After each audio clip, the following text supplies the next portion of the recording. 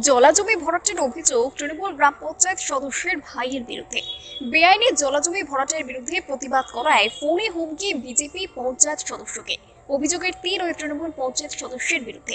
ঘটনাটি নদিয়ার শান্তিপুর থানার অন্তর্গত নবুলা গ্রাম পঞ্চায়েতের নতুন বইচা এলাকায়। আমরা রয়েছি নদিয়ার শান্তিপুর থানার অন্তর্গত ফুলিয়া নতুন বুইচা এলাকায়। এখানে কৃষাণ মান্ডি সংলগ্ন একটি পুকুর রয়েছে, যেটা বিল হিসাবে পরিচিত ছিল আগে।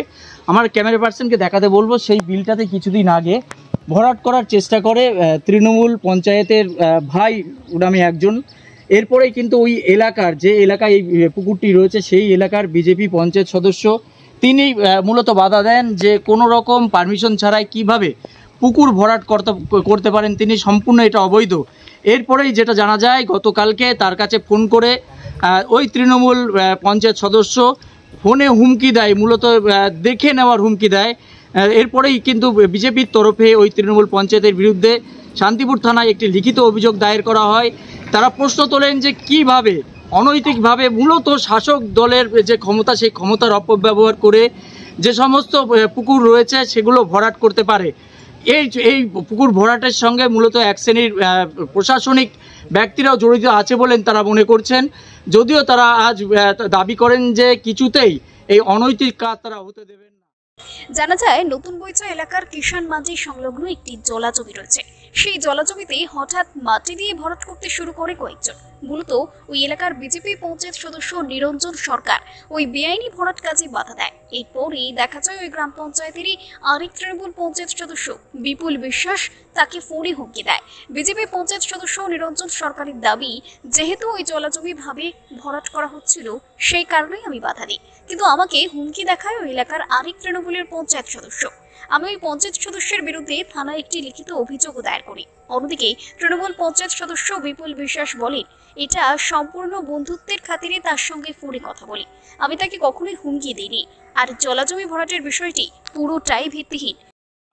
অভিযোগ উঠছে যে আপনি এখানকার একজন মেম্বার আছে, এই যে কৃষি ফার্ম, সে তার পাশে একটা জায়গা আছে, সেই জায়গাটা একটু জলাশয়, জানা নেই সেটা আদৌ পুকুর কিংবা আমন জমি কি আমাদের জানা নেই, সেটা নাকি ভরাট করার জন্য আপনি আপত্তি জানিয়েছেন। কি বলবেন? আপত্তি কেন কিছু না, যখন পাড়টা বাঁধা হয়, বাঁধছে 4-5টা পাড় বাঁধবে, তখন আমার মামাতো ভাই, ও আমার নিজের, তা ও বললো দাদা ওইখানে যে একজন আছে, ও নিরঞ্জন নাম করে, ও আমার বাধা দিচ্ছে যে ওইখানে মাটি ফেলানো যাবে না। তা আমি দেখছি ও তো আমার বন্ধু, তখন আমি আবার ওর কাছে ফোনটা রেখে আমি নিরঞ্জনের নাম্বারটা নিয়ে ফোনটা করছি। ফোন করে আমি বলছি যে বন্ধু, এই ব্যাপার, তুই আমার ভাই, তো ওইখানে তো তোদের ওইখানে মাটি ফেলছে, পুকুরটা পাড় বাঁধবে, তা সেইখানে তুই কি নাকি বাধা দিছিস? বলছে হ্যাঁ বাধা দিয়েছি। কেন বাধা দিয়েছিস?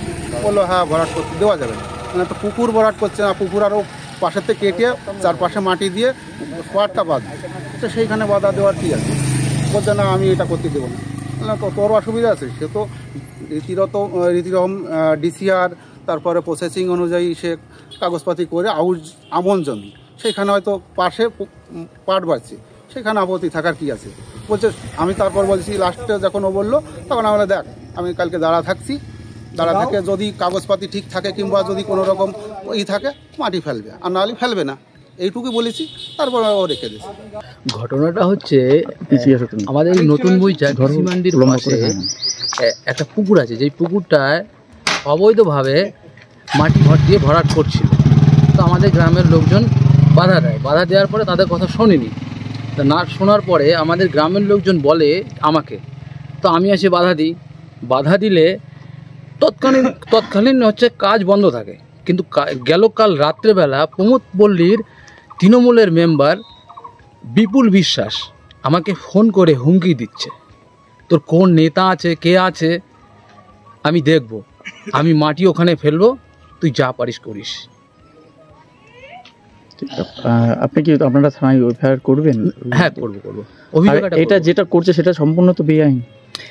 এবার এটা এত তো অভিজ্ঞতা আমার নেই, তবে যেটা জানি যে হচ্ছে পারমিশনটা তো নেই না, মাটি খোঁড়ার পারমিশন নিয়ে মাটি তো ভরাট করতে পারে না। যিনি আপনাকে হুমকি দিয়েছে তিনি কোন দলের? তৃণমূল দলের। আপনি কোন দল করেন? আমি বিজেপির। বিজেপি কি মেম্বার নাকি? মেম্বার। কি নাম আপনার? নিরঞ্জন সরকার। কি অভিযোগ, যেটা শোনা গেল একটা হুমকির অভিযোগ, কি অভিযোগ আপনাদের মূলত? দেখুন, এই নতুন বুইচা গ্রামে একটা জলাশয় ভরাট হচ্ছিল, তার প্রতিবাদ করেছে এখানকার যে বিজেপির পঞ্চায়েত সদস্য আছে নিরঞ্জন সরকার। প্রতিবাদ করার পরে তাকে নবলা গ্রাম পঞ্চায়েতের প্রমোদপল্লী গ্রামের তৃণমূলের পঞ্চায়েত সদস্য তাকে গতকাল রাত্রিবেলায় ফোন করে এবং ফোনে তাকে হুমকি দেয় এবং সে বলেছিল যে 11টার সময় আসবে এবং ওকে দেখে নেবে।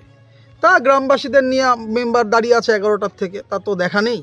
অবৈধভাবে জলাশয় ভরাট করা যাবে না, এটাই হচ্ছে মেম্বারের বক্তব্য এবং গ্রামের মানুষের বক্তব্য।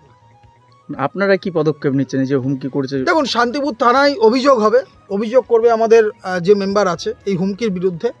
আর ফুলিয়া টাউনশিপ গ্রাম পঞ্চায়েতের প্রধান তিনি অভিযোগ করবেন যে এই জলাশয় ভরাট করতে গিয়ে যে মাটি আনা হয়েছে, সেই মাটি এনেছে ট্রাক্টরে, সেই ট্রাক্টরে হচ্ছে রাস্তা ভেঙে গেছে। ঠিক আছে, এই রাস্তাটা হচ্ছে ফুলিয়া টাউনশিপ গ্রাম পঞ্চায়েতের, ফলে প্রধান অভিযোগ করবে এবং অবিলম্বে যাতে এই কাজ বন্ধ হয়। আমি বিএলআরও শান্তিপুরকেও বলেছি, বিডিও সাহেবকেও জানিয়েছি বিষয়টা, ফলে অবিলম্বে এই কাজ বন্ধ করতে হবে। যেহেতু শাসক দল কাজটা করেছে, তাহলে কি এক শ্রেণীর প্রশাসন জড়িত রয়েছে, তাদের মদত রয়েছে? না, থাকতে পারে, প্রশাসন জড়িত থাকতে পারে, কিন্তু প্রশাসন জড়িত থাকলে তো হবে না। শেষ কথা বলবে মানুষ, শেষ কথা বলবো হচ্ছে আমরা যারা সাধারণ মানুষ লড়াই করেছি, পঞ্চায়েতের জনপ্রতিনিধি হয়েছি। Bureau report, Jazba 24 Bangla.